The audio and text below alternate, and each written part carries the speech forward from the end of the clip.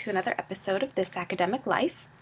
I'm coming to you on Tuesday, September 25th, and it's late. I'm in my hoodie and wearing my glasses, and I'm preparing a lecture for tomorrow's class, and I'm really excited about teaching.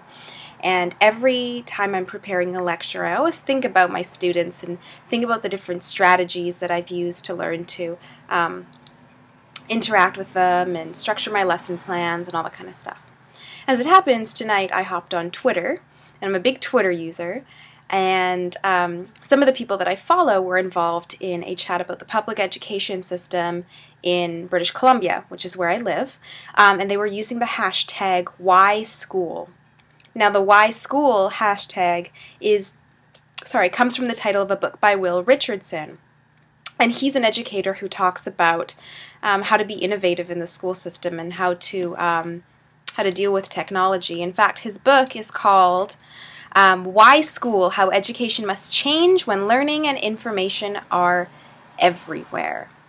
Now, I haven't read the book myself, so I can't really comment as to what Will Richardson's arguments are, but he also gave a TED Talk, so I'm interested in reading that, or listening to that, watching it. But the things that came up in the Twitter chat today really got me thinking about where I sit in the continuum of education in this province. Now, I am a teaching assistant at University of British Columbia. I was a teaching assistant at Simon Fraser University in my time there, and there are a lot of ways in which I often thought that teaching was really separate from and secondary to my research work, that teaching was just, something that I had to do, and I didn't really have a lot of education and specific pedagogical tools. We did have pedagogy workshops, but a lot of them were about rubrics and specific strategies for teaching certain kinds of literature or language or whatever. But we didn't learn a lot about the emotional part and the social side of teaching, how to interact with our students, how to create connections with them, how to see what their individual strengths were, how to learn about individual learning plans, how to deal with different types of learners, people who might learn better visually, people who might learn better kinetically. Those aren't things that are covered in pedagogy programs at the post-secondary level, generally speaking. Those are usually reserved for education programs for people who are going to become teachers in the K-12 system. So already there's kind of a divide between what I do and what people in the K-12 system are doing. There's also kind of a divide because people who are coming to university are older, 17, 18 plus, and there's also a separation then between their parents' involvement a lot of the time and their immediate need to be involved. So there are a lot of different reasons why university teaching is different, but there are a lot of similarities, and I want to emphasize for people who are teaching assistants, who are faculty members, that we really need to realize our place in this continuum. Now, I think in the educational system, generally, we assume that people who are K-12, they're working towards going to college. That's basically what we teach them to do. We talk about college admissions, applications, getting our grades up, to apply, all that kind of stuff. And really, we negate the fact that a lot of people who graduate high school aren't going on to higher education. That's not what they want to do. It's not where their strengths lie. And in terms of financial opportunities, there are a lot of financial opportunities that are more lucrative, we can say, than going off and accruing a lot of student debt, and maybe not even ending up with a job at the end of that.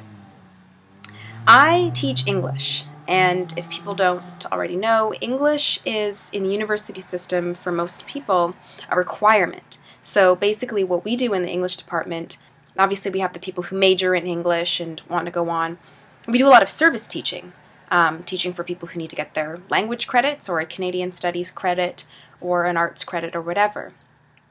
Now, when students come into my classroom, the thing that I ask them on the first day when I give them a little handout, that gives me some information, what their name is, what their major is, I ask them, why are you here?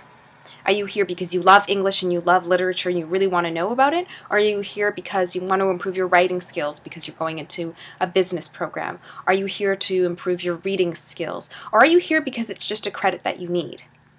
And I ask students to be brutally honest with me because as a teacher, I need to be able to cater to all of those students and not validate the people who are going into it because they love English as much as I do over the students who are doing it because they need a credit.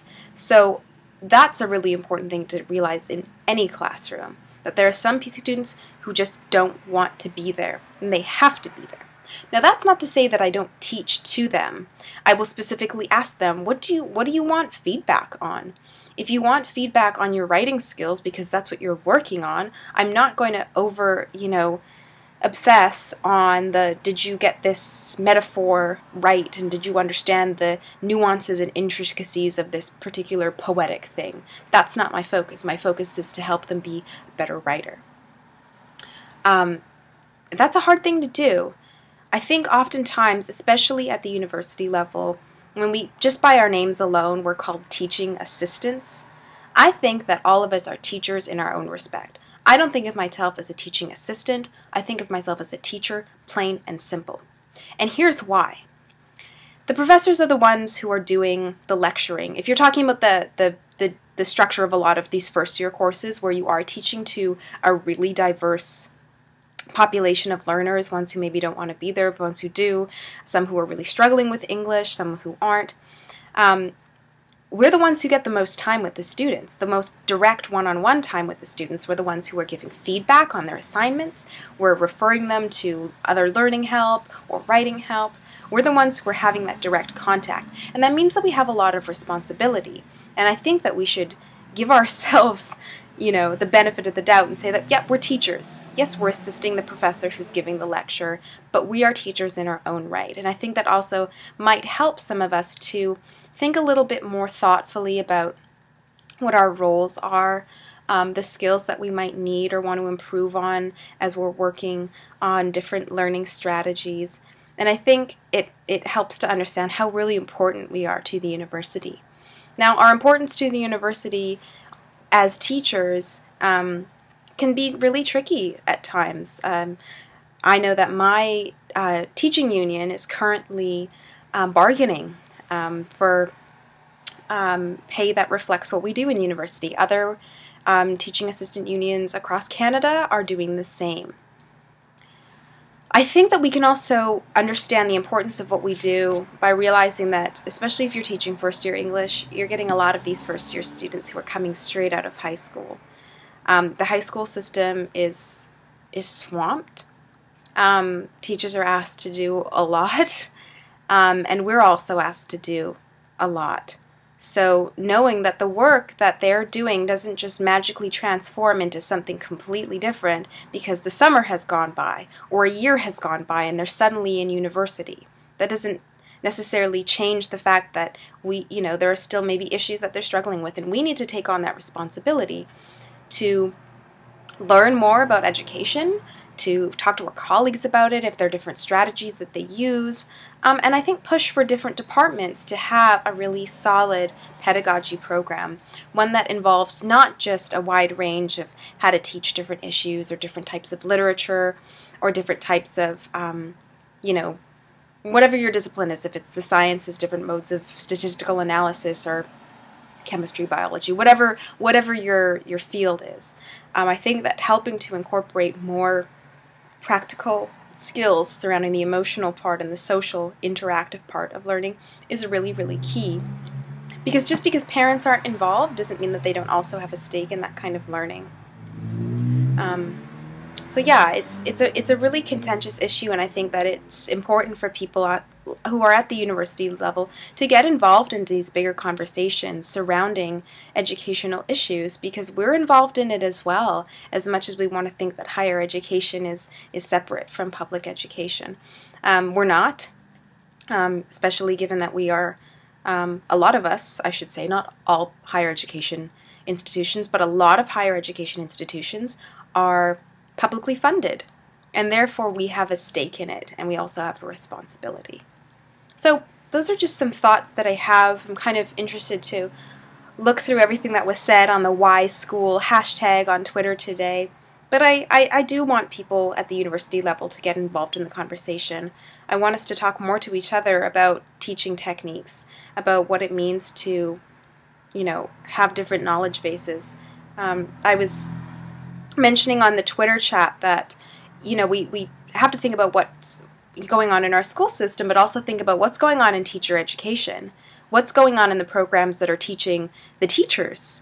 And one of the questions that came up is, are teachers getting enough education about Indigenous issues, about diversity, about special education, gifted issues, learning disabilities, all that kind of stuff? And I'm really pleased to see that, because I haven't done PDP, I haven't done a teacher education program, so I'm not aware what's currently going on in it, but it's nice to see that there is a mandatory section, module, that teachers who are becoming teachers have to go through. But as one of the Twitter users says, it's met with resistance at times, right? Because it's a really contentious issue. Because a lot of people think, well, that might be the role of people who are in special education. Those might be the roles of people who are school psychologists. It's maybe not what I want to be learning. But you're going to face it in your classroom. I face it in my classroom as well. I teach Indigenous literature a lot of the time. And some of the issues that I have to deal with, some of the feedback that I get from students, some of the strong emotions that come up, that's not necessarily stuff that I was taught how to deal with. And I think it's important to teach K-12 teachers, to teach teaching assistants, faculty members, people who are in any position where they're disseminating information and helping to create communities of education, that they have those skills. So basically what I'm saying is that I would love to open up this conversation and have a cross-educational conversation with people who are in the K-12 system. My sister was a teacher for many years. My mother was also a teacher, so this is an issue that's very dear to my heart. So I'm probably going to talk more about specific tools that teaching assistants, teachers in the post-secondary system can use, tools that I find really useful. I'll probably recommend some resources as well, resources that helped me. If you don't have, not everyone has the time or the money to take a specific education course on, the social lives of school children or classroom management. I understand that, but I want to make some resources available to people because I think that it's key. So with that being said, I'm going to go back to my lecture prep because I'm teaching tomorrow and I'm super excited about it. And yeah, I can't wait to keep talking about these things, and something that I'm super duper passionate about. Okay, so that's all for me for now. Okay, bye.